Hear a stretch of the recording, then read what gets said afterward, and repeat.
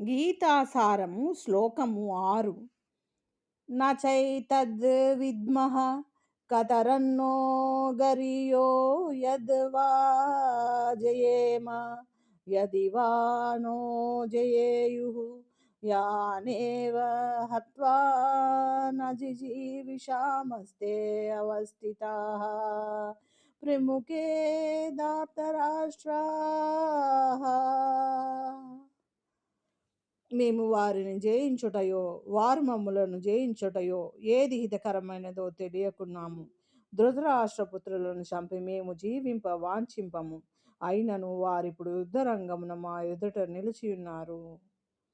క్షత్రియులకు యుద్ధము చేయుట ధర్మమైనను తాను అనవసర హింసకు కారణమగుచు యుద్ధము చేయవలన లేక యుద్ధమును త్యజించి భిక్షాటనతో జీవించవలన అనునది అర్జునునికి తెలియకున్నది.